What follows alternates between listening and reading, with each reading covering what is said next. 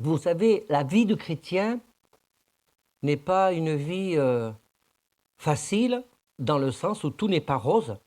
Le monde chrétien n'est pas un monde de bisounours. Ah ouais, mais comment ça se fait les, les gens parlent d'amour de Jésus et ceci et cela. Non, mais c'est parce que le monde chrétien est composé d'hommes et de femmes, avec leurs imperfections, avec leurs combats, avec leurs difficultés. Et quand nous venons à Christ, ben, la Bible nous apprend que nous avons une nouvelle vie qui s'offre devant nous. Mais quand on parle de nouvelle vie, ben, ça ne veut pas dire que tout est réglé. Ça veut dire que quand Dieu parle dans les Corinthiens, voici toutes choses anciennes sont passées, maintenant toutes choses sont devenues nouvelles, ce n'est pas pour oublier tout ce qui s'est passé avant. Il y a des événements dans la vie de chaque individu qui ont été traumatiques, qui ont été blessants, qui sont encore peut-être source de souffrance que Jésus veut guérir.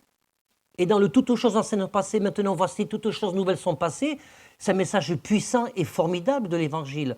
Ça veut dire que le Seigneur te propose un chemin, te met dans une situation où ce que tu n'as pas pu régler avant, parce que tu es devenu un enfant de Dieu, tu peux le faire là, maintenant, et progresser.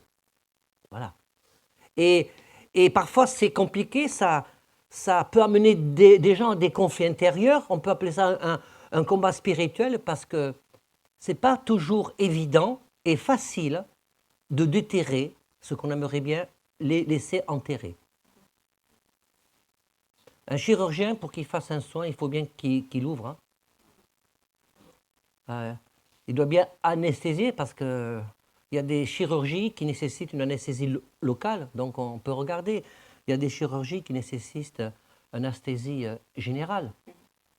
Bien que maintenant, ils sont en train de découvrir des procédés pour faire des opérations sans anesthésie du tout. Et il paraît que ça marche. Les chirurgiens mettent des boules caisses. Voilà, c'est pour savoir si vous ne dormiez pas, si vous étiez toujours avec moi. Voilà. Donc, je vais vous faire un petit résumé. Voilà, ça c'est le résumé de la dernière fois. Rapidement, j'avais parlé de la réalité du combat. L'apôtre Paul a pu écrire à la fin de sa vie qu'il avait combattu le bon combat. Avant d'aller plus loin, je voudrais quand même vous rappeler que le mot combat n'a pas une connotation négative.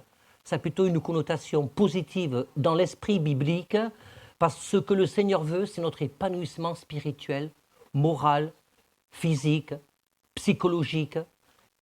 Nous sommes corps, âme et esprit, et la volonté de Dieu, c'est que nous soyons épanouis dans tous ces aspects-là de la vie, mais ça ne peut pas passer sans un combat.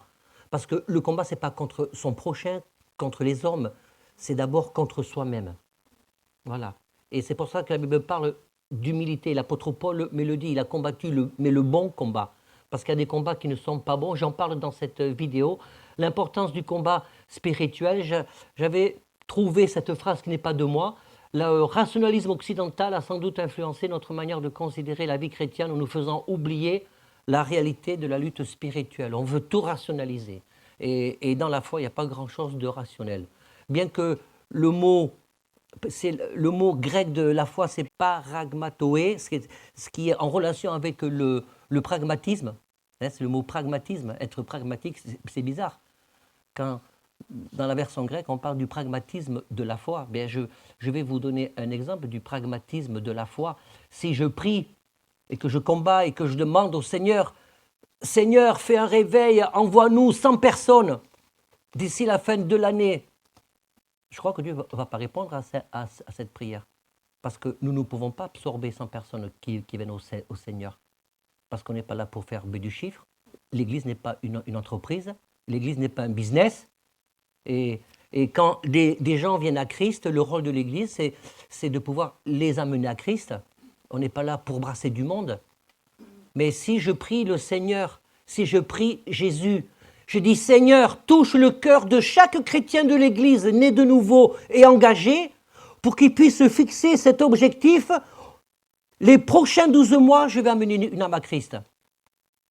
Ça, c'est la foi, parce qu'il faut déjà le faire. il s'agit d'une lutte face à un ennemi vaincu. Jésus a tout accompli sur la croix. Le diable a perdu. On ne peut pas parler, la foi chrétienne n'est pas une philosophie, une grande théologie, parce que la théologie, tout le monde peut faire de la théologie. Il n'y a pas besoin d'avoir Jésus dans son cœur. Vous savez, pour faire de la théologie, n'importe qui peut s'inscrire dans les diverses facs qu'il y a en France, dans les facs de théologie. Il n'y a pas de souci. Tout le monde a le droit de faire de la théologie. Mais on ne peut pas parler de Christ, on ne peut pas parler de la bonne nouvelle si on oublie ou si on est gêné de parler de pourquoi Jésus est mort à la croix. Et quand on dit que le diable il a été vaincu à la croix, c'est parce que ceux qui s'approchent de Christ ne sont plus sous son influence. La Bible est claire, elle en parle souvent, le diable il est réel, c'est l'ennemi, il a une haine incommensurable contre l'Église du Seigneur, il a une haine incommensurable contre les enfants de Dieu, contre ceux qui disent « je confesse Jésus comme Seigneur », contre ceux qui disent « j'ai donné ma vie à Christ ». Le sang de Jésus me lave et me purifie de tout péché. Il ne le supporte pas parce qu'il sait qu'il n'a plus aucun pouvoir sur nous. Et du fait qu'il a été vaincu, je ne peux pas lutter contre le diable. Et la meilleure façon de l'empêcher de me tourmenter, c'est de m'approcher de Christ. Parce qu'il sait qu'il est vaincu par Christ en avance. Voilà, nous arrivons maintenant à la partie numéro 3. L'ennemi est vaincu, mais il est quand même actif. Vous voyez ? Je vais vous lire dans 2 Corinthiens, chapitre verset 10, parce que l'Écriture nous montre que l'action du diable, elle n'a de cesse de perturber la vie de l'Église et celle des chrétiens, de perturber son témoignage. Or, à qui vous pardonnez, je pardonne aussi, et ce que j'ai pardonné. Si j'ai pardonné quelque chose, c'est à cause de vous, en présence de Christ, afin de ne pas laisser à Satan l'avantage sur nous, car nous n'ignorons pas ses desseins. L'apôtre Paul aborde, dans le combat, il y a aussi cet aspect du pardon. Alors on peut dire beaucoup de choses sur le pardon, ce n'est pas le sujet de ce matin, mais le pardon fait partie de la vie chrétienne. Il y a des situations où le pardon n'est pas possible dans l'immédiat. D'accord ? Il y a des gens qui ont été tellement agressés que leur structure intérieure a été lourdement ébranlée et agressée qu'il faut du temps pour pardonner. Et quelqu'un, je le dis parce que c'est un fléau dans notre société, quelqu'un qui a été agressé, abusé dans sa jeunesse sexuellement, et c'est tellement violent, c'est tellement déstructurant que c'est compliqué une personne de pardonner. J'ai eu, avec Hyacinthe, l'occasion d'accompagner une personne avec ce profil-là. Vous savez quelle est la première chose que je lui dis ? Écoute, le sujet aujourd'hui, c'est pas le moment, c'est pas le moment de pardonner. C'est d'abord de te restaurer, de t'approcher du Seigneur, de laisser le Seigneur réparer, recoudre ce qui doit être réparé et cousu. Et une fois que tu seras restauré, là, tu pourras rentrer dans le chemin du pardon, dans le fait de donner ton pardon, parce que si on ne fait pas ça, la Bible dit qu'il faut pardonner. Oui, oui, bien sûr. Mais quand quelqu'un est cassé et qu'on lui fait sauter les étapes, ben, c'est comme demander à quelqu'un qui s'est cassé une jambe et qu'il a son plâtre, de lui dire ben, vas-y, cours, hein, tu as un plâtre, tu ne souffles plus, vas-y, cours. Un des aspects du combat spirituel, mes amis, frères et sœurs, c'est de revenir à la source. Un des aspects du combat spirituel, c'est de ne pas lire la Bible, de ne pas transmettre le message de la Bible avec notre prisme personnel, avec nos lunettes culturelles, avec nos lunettes temporelles, avec nos lunettes éducatives, avec nos lunettes du caractère. Parce que sinon, on ne fera pas l'œuvre de Dieu. Vous savez le diable est actif, vous savez quelle est la spécialité du diable? C'est de nous emmener sur des voies spirituelles pour nous éloigner de Dieu. Vous me comprenez? Il a fait le même coup à Jésus. Jette-toi du haut du temple, car il ordonnera à ses anges de se porter à ton secours, de peur que ton pied ne heurte contre une pierre. Ça, c'est un chemin spirituel. Ça, c'est une parole de Dieu. Le diable a prononcé une parole de Dieu pour faire chuter Jésus. Ça, c'est ça, c'est le summum de la perversité et de la tromperie. Le diable, il avait raison. C'est fou ça. Le diable, pour ça, il ne faut pas se tromper de combat. Le diable avait raison de dire ça à Jésus. Et il disait la vérité. Mais c'était un manteau de vérité parce que derrière, il y avait un mensonge. Parce que le diable, il a cité le psaume 91, une partie du psaume 91. Effectivement, mais c'est écrit. Sauf que la signification du psaume 91, quand il est dit « de peur que ton pied ne chute, ne heurte une pierre », c'est pas du tout dans le sens « quelqu'un tombe et va s'écraser à terre », c'est dans le sens du sentier. Tu marches et le Seigneur te garde de peur que ton pied ne chute contre une pierre. Vous voyez, c'est pas du tout mais le même sens. Il a cité la vérité de la parole de Dieu camouflée par un gros mensonge dans le but de tromper. Alors vous pensez bien qu'avec nous, avec notre faiblesse, avec parfois notre manque de connaissance de la parole de Dieu, quand je dis manque de connaissance de la parole de Dieu, c'est pas de n'importe qui peut apprendre par cœur, c'est de dire l'Esprit de Dieu qui se cache derrière le texte. L'Esprit de Dieu qui se cache derrière le texte. Et le pardon fait partie du combat spirituel, parce que si je m'engage dans un chemin où c'est difficile de pardonner,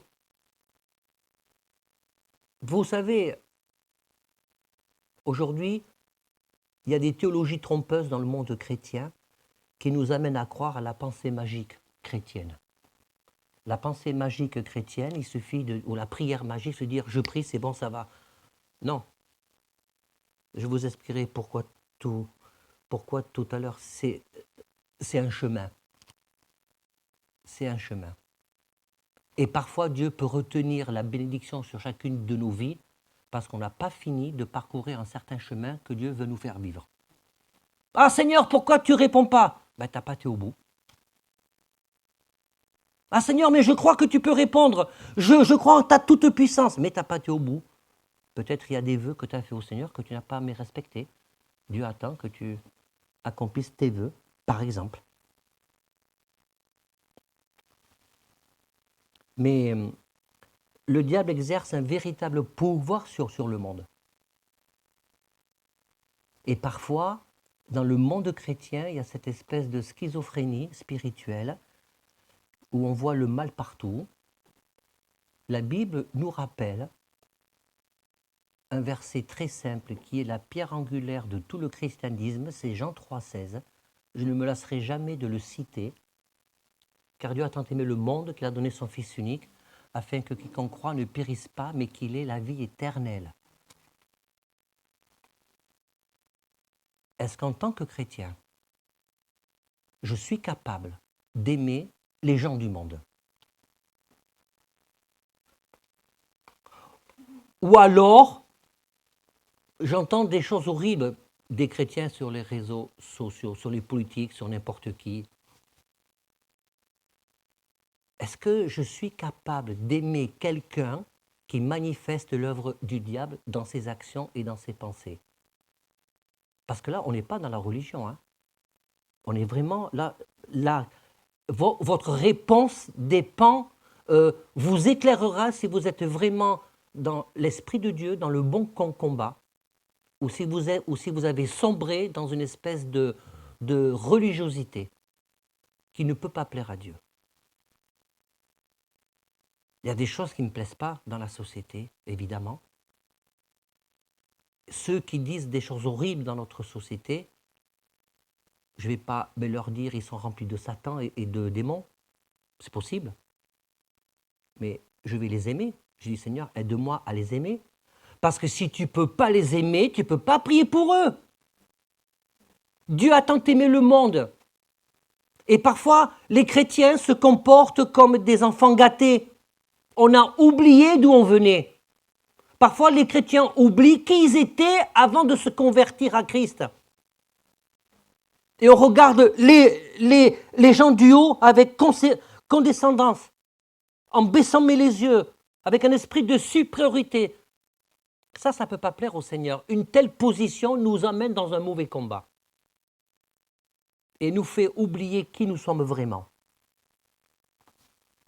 Éphésiens chapitre 2, verset 10, nous dit ceci, car nous sommes son ouvrage ayant été créé en Jésus-Christ pour de bonnes œuvres que Dieu a préparées d'avance afin que nous les pratiquions. Ça, c'est le contre-pouvoir. C'est la contraction du diable.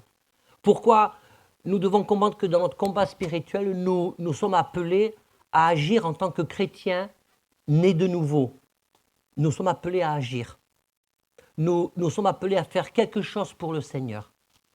Nous avons été appelés à toute bonne œuvre. Le Seigneur nous appelle à faire quelque chose. Et toute bonne œuvre, c'est pas faire ça ne consiste pas à faire des choses étincelantes, incroyables.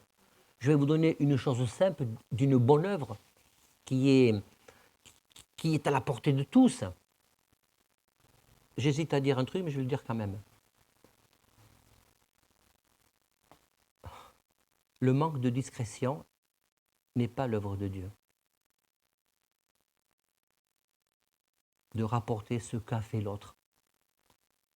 Ou de rapporter, si tu vois ton frère et ta sœur pêchent, va le dire à tout le monde pour qu'ils soient accusés. C'est pas ça qui est écrit. Hein?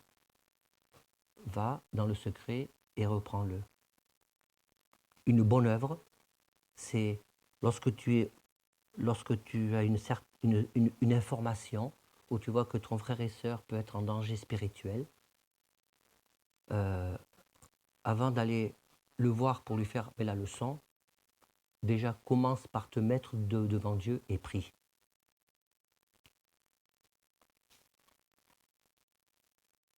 J'ai trop vu de personnes faire le mauvais combat, aller voir des gens en pointant du doigt certaines lacunes, alors que dans leur propre vie, il y a des lacunes plus importantes.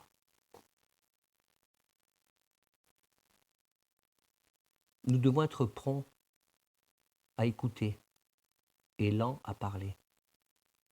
Et le bon combat consiste, Seigneur, il y a quelque chose que je vois qui n'est pas bien, qui n'est pas normal. Je t'apporte mon frère et ma sœur. Au trône de ta grâce, touche son cœur. Va à son secours. Et Seigneur, parce que ça c'est une question de soumission à Dieu. Et Seigneur, si tu permets que je puisse être une source de bénédiction, conduis les choses pour que je puisse l'aider spirituellement. C'est mieux, non? Qu'est-ce que vous en pensez? Ça, c'est une bonne œuvre. Et Dieu nous a préparé, nous sommes tous appelés à ce type de bonne œuvre. Ce n'est pas réservé qu'aux pasteurs, qu'à ceux qui enseignent, qu'à ceux qui sont sur l'estrade. C'est la responsabilité de chacun. Vous savez quel est le problème de l'Église aujourd'hui qui ne permet pas à l'Église de vraiment combattre le bon combat et qui souvent amène à des incompréhensions, à des conflits intérieurs, personnels et des conflits dans l'Église? C'est parce que les gens élèvent trop les pasteurs, les prophètes, les évangélistes, les docteurs, ceux qui ont des ministères en vue, qui ont des ministères. Et ça, c'est un piège. La Bible n'enseigne pas d'élever l'homme. La Bible dit juste que ceux qui vous servent de la part du Seigneur, ne soyez pas durs avec eux, faites en sorte à leur faciliter la tâche. C'est tout ce qu'elle dit. Et le piège du diable, c'est toujours la gloire. Souvent, on voit que l'homme est plus mis en avant que Jésus. Vous voyez ce que je veux dire? Ça ne veut pas dire qu'il ne faut pas être sur les réseaux sociaux, mais c'est du Seigneur qu'il faut parler, ce n'est pas de soi. Ce n'est pas de son étiquette, de sa vision. On peut la partager. Tout est une histoire d'équilibre. Et ça mène de la souffrance parce que l'attitude de certains chrétiens contribue et fabrique des mauvais enseignants, des mauvais dirigeants d'église. Parce que ça les met dans une position d'élévation et ceux qui enseignent bien, peuvent tomber dans le piège. Nous sommes appelés à toute bonne œuvre. La part du chrétien, c'est de résister. Paul demande de résister dans les jours difficiles. Je vais vous lire dans Éphésiens chapitre 6, à partir du verset 10. Au reste, frères, Éphésiens, on était déjà dessus. Au reste, frères, fortifiez-vous dans le Seigneur, par sa force toute puissante, revêtez-vous de toutes les armes de Dieu, afin de pouvoir tenir ferme contre les ruses du diable. Et là, je ne vais pas le lire, ça serait trop long, et l'apôtre Paul énumère toutes les armes spirituelles. Il parle de la cuirasse de la justice, de la vérité pour ceinture, des chaussures pour avoir mis du zèle pour prêcher l'évangile, le bouclier de la foi, le casque du salut, l'épée de l'esprit. Et souvent, quand on lit ce passage, écoutez bien ce que je veux dire parce que c'est important, c'est une clé. Quand on lit ce passage, on pense à tout sauf à l'essentiel.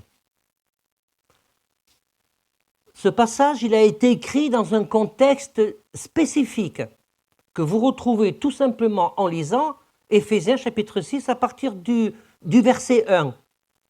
Quand l'apôtre Paul parle du rapport des enfants aux parents. Quand l'apôtre Paul parle du rapport des parents aux enfants. Il dit par exemple, enfants, obéissez à vos parents. Vous dites pas amen. Il dit aussi, père, n'irritez pas vos enfants. Alors si chacun s'occupe de son verset, tout ira bien. Il ne s'agit pas de dire, il est écrit que tu dois m'obéir, je suis ton père. Je suis ton père. Et les enfants disent, arrête, tu me prends la tête, tu m'énerves, tu ne fais que me mettre des angoisses. Non, mais que chacun s'occupe de son verset. J'ai remarqué aussi, et ça peut être un obstacle au bon combat spirituel, qui ne nous permet pas de rentrer dans le bon combat, et qui est un combat qui nous terrasse. C'est la reconnaissance de notre vulnérabilité. Et si je ne me soumets pas à Dieu, je ne vais pas reconnaître que je suis vulnérable. Quand je vous ai parlé tout à l'heure des pasteurs tout-puissants, des prophètes, etc., c'est parce qu'il y en a trop qui se présentent comme invulnérables, presque, voyez. Il y a trop de chrétiens qui s'attachent plus au ministère qu'au Seigneur. Trop de chrétiens aujourd'hui s'attachent plus au ministère que Dieu a pourtant suscité qu'au Seigneur lui-même. Et les ministères sont là pour enseigner, pour communiquer une parole. Ils ne sont pas là. Je ne suis pas là pour vous biberonner tous les dimanches. Il y a des moments dans la vie où on a besoin d'être biberonné parce qu'on est cassé. D'accord. Mais le biberon ne peut pas durer toute la vie chrétienne.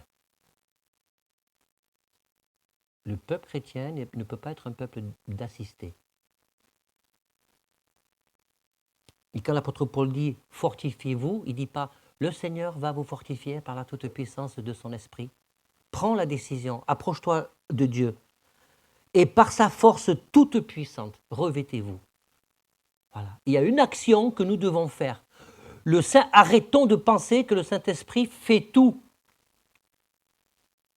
Dieu ne va pas nous accorder une bénédiction et sa puissance si au préalable, nous n'avons pas pris la décision de nous approcher de lui comme lui l'entend. Et toutes ces armes spirituelles servent aussi à être un bon témoignage dans le monde séculier. Parce qu'au verset 5, il nous dit « Serviteurs, obéissez à vos maîtres, selon la chair et avec crainte ». En tant que chrétiens, nous avons un devoir d'être des lumières et des modèles dans la société. Même s'il y a quelque chose qui t'énerve, pour lequel tu es en opposition dans la société, le Seigneur te demande quand même d'être des modèles. Permettez-moi de faire une petite parenthèse. J'ai été très agacé et honteux de voir, à l'occasion des Jeux, de la cérémonie d'ouverture des Jeux Olympiques, de voir toute la fronde des réseaux sociaux et médiatiques qu'on a entendue de la part du monde chrétien. Il y en a qui font ça. Non. Je vais vous dire pourquoi. Là, il y a un problème de vision du combat. Que l'on puisse dire, je m'oppose, ça peut pas, on peut pas, ça ne, comment dirais-je, on est en démocratie, on peut dire ce que j'ai vu me heurte. Je ne m'inscris pas dans certaines choses. Mais on oublie parfois que le monde chrétien est rentré dans une espèce de toute puissance, mais réfléchissez bien à ce que je dis, où on se donne le droit de défendre Dieu. Dieu m'a parlé par rapport à ça il y a bien longtemps. Je n'ai pas à défendre Dieu. Parce que si je cherche à défendre Dieu parce que je vois des choses qui sont contraires à ma foi dans le monde chrétien, automatiquement je vais rentrer dans un combat dans lequel je vais me tromper. Je peux dire ça, je ne suis pas d'accord. Mais si on ne prend pas la mesure des paroles que nous pouvons prononcer, qui peuvent être contre-productives et qui nous enchaînent, et qui après peuvent nous empêcher d'être des bons témoins de la foi, parce qu'on va te dire, avec tout ce que tu as écrit, tout ce que tu as dit, tu vas me parler de l'amour de Jésus, parce qu'après ça part en cacahuète. Ça part en cacahuète. Je peux dire, je ne suis pas d'accord, je m'oppose. Mais je ne suis pas appelé à défendre la cause de Dieu. Je suis appelé à transmettre le salut de la croix. C'est juste qu'à un moment donné, il faut savoir s'arrêter. Donc il y a des combats que Dieu n'approuve pas. Alors, vous pouvez ne pas être d'accord avec moi, il n'y a aucun souci. Mais si vous réfléchissez bien, j'ai remarqué à tous les coups que les gens qui s'engagent dans ce genre de combat christiano-social, on va dire ça comme ça, perdent le fil spirituel de ce que Dieu attend.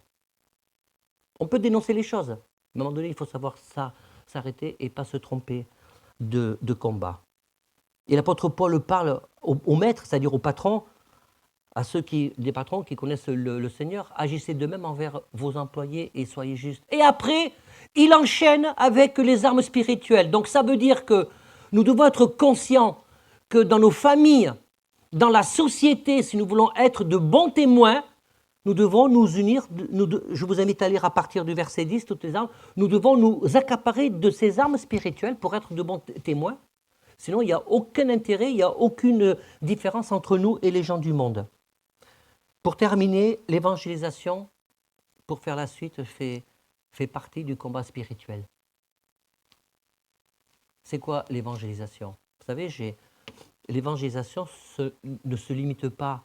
On a fait un concert gospel cet été, on en aura d'autres. Ne consiste pas à organiser des événements. Est-ce que la vie de l'Église doit être rythmée au rythme de l'événementiel? C'est une vraie question que je pose. Est-ce que la vie de l'Église doit être rythmée au rythme de l'événementiel? Parfois, ça peut fonctionner, parce que plus une Église est événementielle, plus ça s'entend et ça se voit partout. Mais c'est pas ce Seigneur. L'événementiel, je ne suis pas contre, je suis pour même. Mais c'est encore une fois, c'est une question de juste mesure. Vous savez quelle est l'évangélisation la plus efficace? Ce n'est pas d'aller dans la rue, c'est un outil. C'est pas dans la rue prêcher devant des gens qui sont assis dans un bar. Ou c'est pas aller dans la rue et arguer les personnes. Seigneur est vivant. Bon, très bien. Parce que c'est nous réfléchissons. Essayons d'être pragmatiques. La foi, elle est pragmatique. Si je vais dans la rue, et je l'ai déjà fait, hein, évangéliser, parler du Seigneur à des gens, il y a peut-être que ça va faire du bien à quelqu'un. Et puis après, c'est fini. Où sont les gens à qui tu as parlé comme ça, en vrac, dans la rue? Ils sont où? Et toi, tu es où par rapport à eux? C'est nécessaire, mais c'est pas pas ça le fondement. Vous savez, le fondement de l'évangélisation, je reprends juste ces paroles de Christ, soyez mes témoins. Et un témoin, c'est un témoin de vis-à-vis. Il y a des statistiques qui ont été faites, je ne les ai pas retrouvées, mais je sais dans les années 90-2000 à peu près, dans ces eaux-là, il y a des statistiques qui ont été faites. 85% ou 90% de la croissance d'une église, c'est le résultat d'un témoignage personnel à une personne unique. Et le reste, c'est l'événementiel qui est aussi utile. Voilà. Et si l'action du témoignage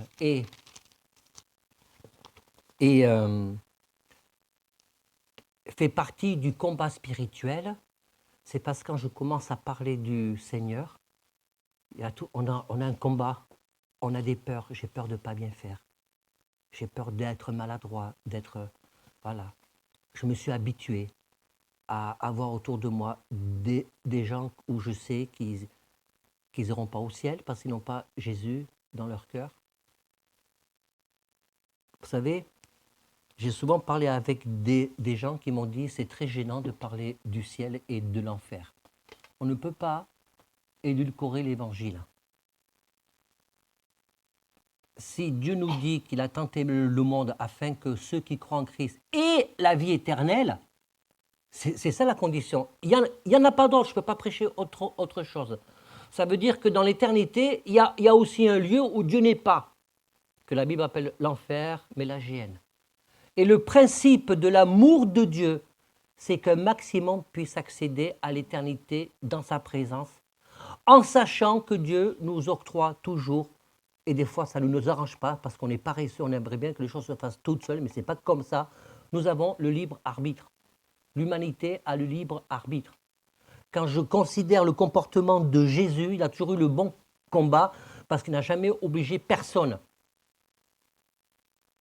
L'histoire de la chrétienté a mis des espèces de millefeuilles, de dogmes, d'habitudes, de traditions qui nous ont fait perdre au fil du temps et de l'histoire l'essentiel de l'évangile, la pureté de l'évangile. Vous savez, il faut être simple aussi dans la foi, mais le plus profond possible, autant que ça dépend de nous. J'ai connu des chrétiens antimilitaristes, ça c'est pas bon comme combat. On peut être contre, mais quand on devient militant, et moi j'observe dans la parole de Dieu que Jésus a guéri la fille d'un centenier romain, d'un gradé romain, oui ou non? Un occupant de l'armée d'occupation. Il ne lui a pas dit, maintenant que j'ai agi dans ta famille et dans ton cœur, il va falloir que tu quittes ton travail, parce que le travail que tu fais, tu te donnes la mort, est inadmissible. Jésus n'a pas fait ça. Vous savez pourquoi? Mais la différence, c'est parce qu'on veut nous-mêmes changer le cœur des gens. Au lieu d'amener les gens à s'approcher du Seigneur pour laisser le Seigneur changer leur cœur. On veut changer le cœur des gens par nos habitudes, par nos traditions, par il faut que, tu dois faire que. Non, notre rôle, le rôle de tous les ministères que Dieu a institués, c'est d'amener les gens à Christ Parce que c'est le Saint-Esprit qui donne la conviction et qui change les cœurs. Et les gens agissent automatiquement.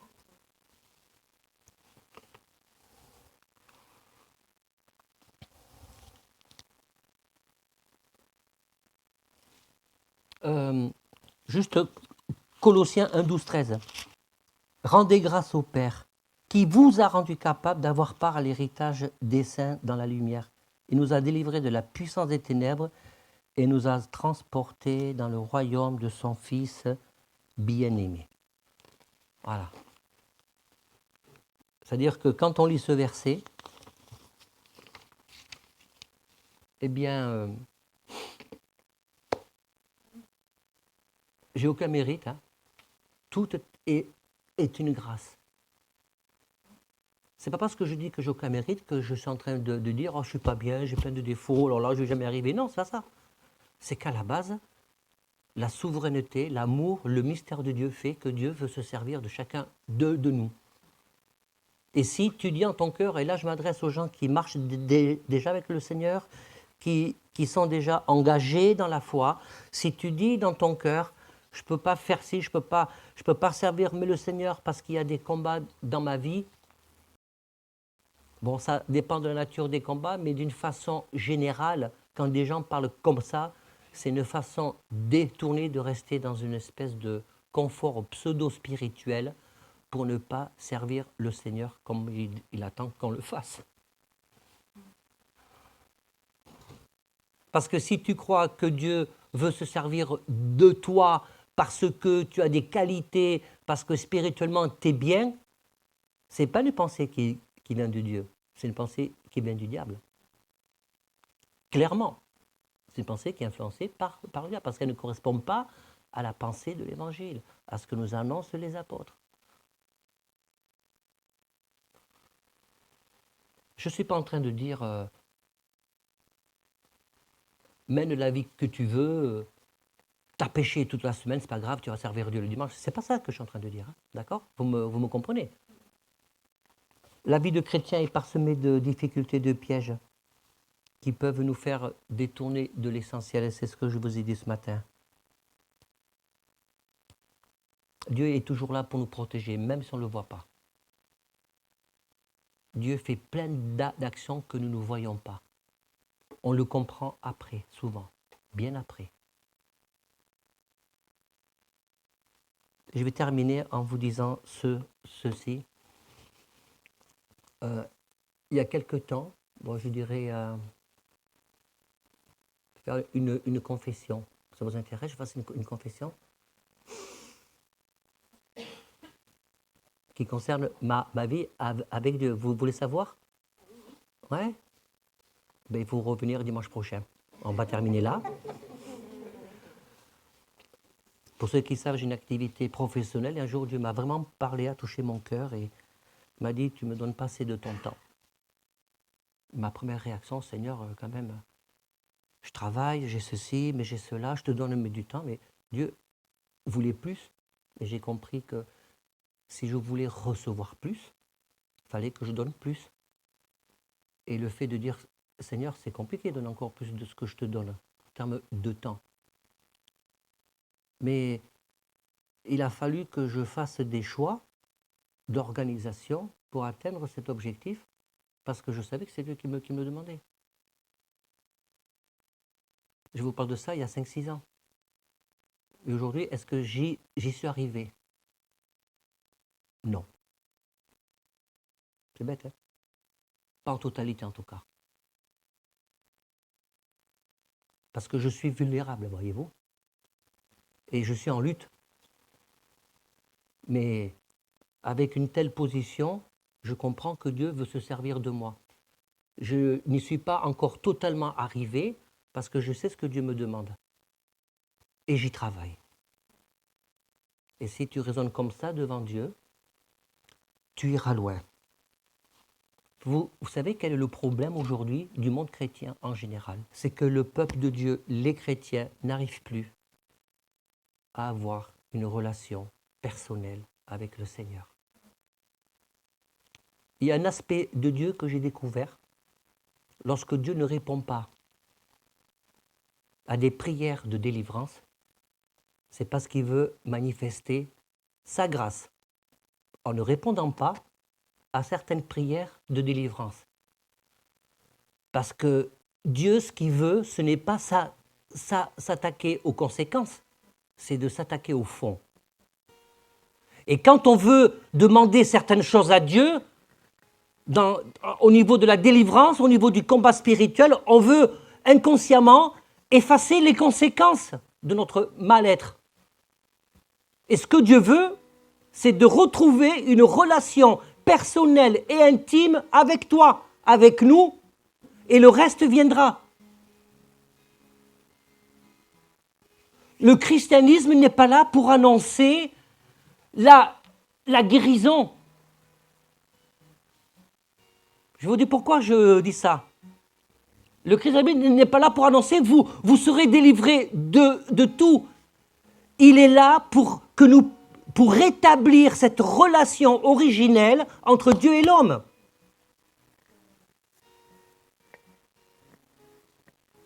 Vous avez vu tous les gens qui avaient, lorsque Jésus guérissait, il y avait plein de monde. Il y avait des milliers de personnes quand Jésus a guéri.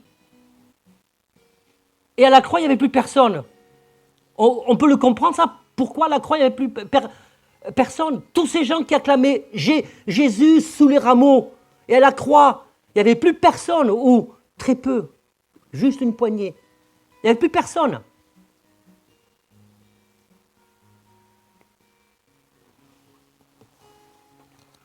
Il y a des gens qui veulent la puissance, qui veulent vivre la puissance de Dieu sans se soucier de comment est-ce que mon cœur doit être changé.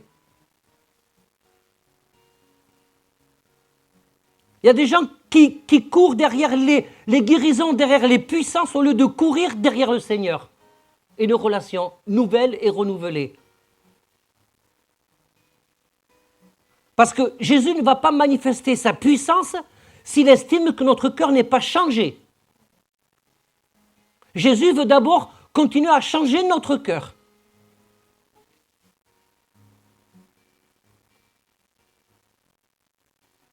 Et c'est quand notre cœur sera changé que la puissance viendra, oui. Mais ce n'est pas le contraire. C'est de remettre les choses à l'endroit. Ça n'existe pas de prier pour quelqu'un. Une personne, une fois, est venue me voir il y a longtemps, prie pour que je puisse avoir une relation plus intime avec le Seigneur. Je dis non, je ne peux pas prier pour ça. La personne... Parce que c'est toi qui dois rentrer là-dedans. Parce que la Bible est claire, c'est toi qui dois vouloir rentrer en relation avec le Seigneur. La seule chose que je peux faire, c'est de prier pour toi pour que Dieu te garde, en attendant que toi, tu prennes la décision. L'apôtre Paul faisait le reproche aux Romains, il faisait le reproche aux chrétiens qu'ils étaient encore au biberon spirituel et qui se complaisaient dans cet esprit de biberonnage spirituel. Ils ne se prenaient pas en charge. À un moment donné, on ne peut pas rester des bébés spirituels toute une vie. Il y a une anomalie. Si tu ouvres ta Bible le dimanche, c'est une anomalie. Si tu viens à l'église uniquement pour ressentir la présence de Dieu, c'est une anomalie. Si tu viens à l'église pour recevoir un bon message, c'est une anomalie. Si tu vas à l'église pour être dans une belle louange d'ambiance, c'est une anomalie. Si tu viens à l'église pour apporter un culte à Dieu, là, il n'y a plus d'anomalie. Et si tu viens à l'église pour apporter un culte à Dieu, tu vas recevoir un bon message. Si tu vas à l'église pour dire, Seigneur, je me prosterne, je t'apporte un culte, je suis là pour toi. Pour toi, c'est ce que Dieu attend, qu'on lui donne un culte d'adoration. Tu auras une bonne louange. Même si ça chante faux, ce n'est pas le cas ce matin, ça arrive. Tu auras une bonne louange. Si tu viens au culte pour donner un culte à Dieu d'adoration et que quelqu'un te parle de travers parce que c'est un humain, parce que c'est comme ça, tu vas pas ressortir là en disant « Oh là là, il y en a encore un qui m'a vexé, là, sont pénibles ces chrétiens. » tu auras eu un bon culte quand même parce que tu l'as vécu en tant que tu donnes ton adoration, tu apportes à Dieu une adoration. Si tu veux vivre la puissance de Dieu dans ta vie, renoue le contact personnel avec Dieu. Est-ce que ta relation avec Dieu, elle est de qualité?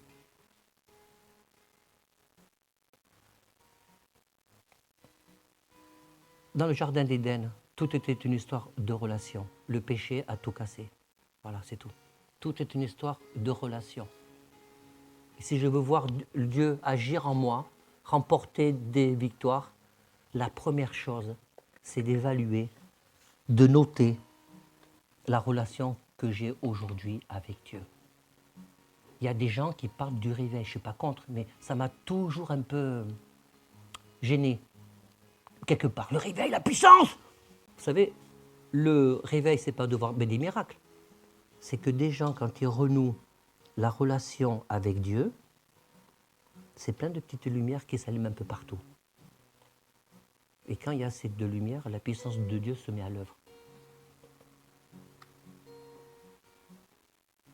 Souvent, dans nos milieux, pendant des années, on a critiqué les catholiques à cause des idoles, patati et patata. Dans nos milieux chrétiens, évangéliques, protestants, il y a aussi des idoles. L'idole de la louange, l'idole du pasteur, l'idole de l'ambiance spirituelle. J'aime plus la louange, j'aime plus le pasteur, j'aime plus ses enseignements que j'aime moi-même le Seigneur. Et ça, c'est une réalité quand ta communion avec Dieu se limite à l'église et que dans la semaine, il n'y a plus rien. Ta vie de chrétien devient une vie idolâtre. Et le but de l'église, le but du pasteur, le but des ministères, c'est de t'amener à retrouver une relation avec Dieu, de t'amener à l'autonomie spirituelle. Et si ce n'est pas ça, le pasteur devient un gourou.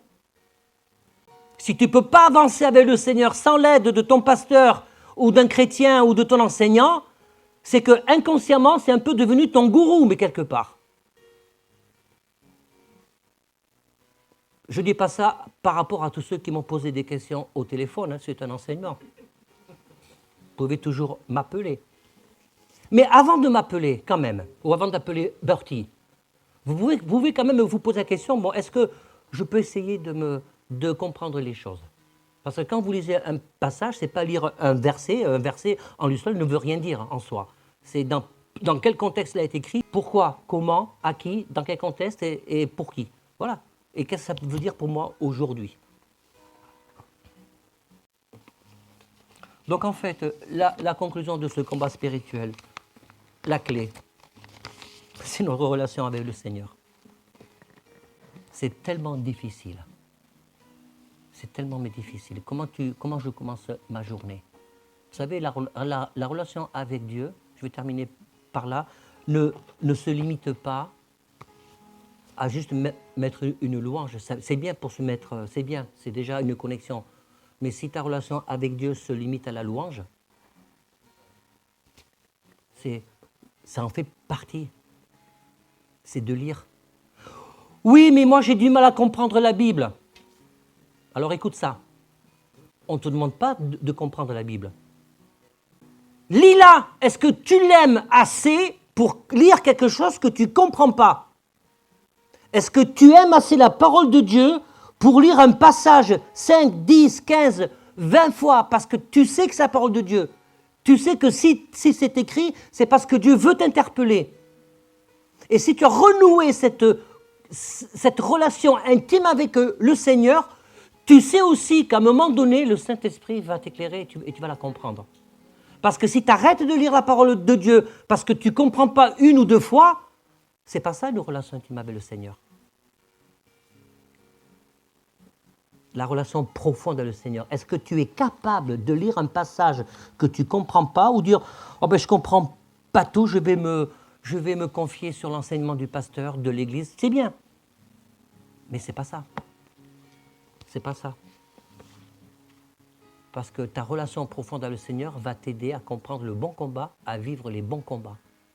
Je l'ai dit la dernière fois, c'est la volonté de Dieu, et c'est normal qu'il y ait des combats à cause de notre humanité. Si je reconnais mon humanité, je dois accepter et reconnaître que mes combats sont là, sont réels, parce que la grâce de Dieu, l'amour de Dieu couvre une multitude de péchés pour que justement je puisse combattre, que je puisse rentrer dans la présence de Dieu et que je puisse à un moment donné remporter la victoire. Vous savez quelle est la victoire, la vraie victoire, la vraie de vraie? La vraie de vraie, quelqu'un a besoin d'entendre ça. C'est pas de dire j'ai remporté la victoire, j'ai prié, voilà ce qui s'est passé. Oui, c'est bien. Continue. Mais la vraie de vraie, c'est d'être dans le combat, dans l'incompréhension et d'être toujours là pour écouter la parole du Seigneur. Ne pas lâcher la main, mais du Seigneur. Quoi qu'il en coûte. Ça, c'est la vraie victoire. Ça, c'est une vie de victorieux. Parce que la résolution du combat, la victoire finale, ça appartient à Dieu. Ce qui nous appartient, c'est de se dire qu'est-ce que je vais faire en tant que chrétien responsable avec tous les outils que Dieu met autour de moi et dans ma vie pour continuer le combat coûte que coûte. Je vais vous dire, si on ne fait pas ça, et s'il y a une persécution en France, que les gens ne sont pas fermés dans leur relation avec Dieu, les églises elles vont se vider. Et on pourra toujours prier pour le réveil.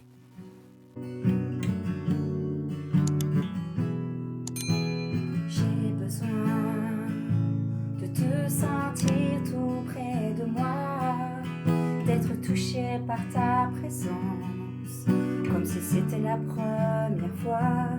Je ne suis pas indifférent à ce que tu as fait pour moi. J'ai pleinement réalisé combien j'ai besoin de toi. Remplis-moi de ta présence, viens m'inonder de ta puissance, comme une pluie sur ma vie, la puissance du Saint-Esprit, comme la rivière va à la mer. Moi j'irai à toi, te donnant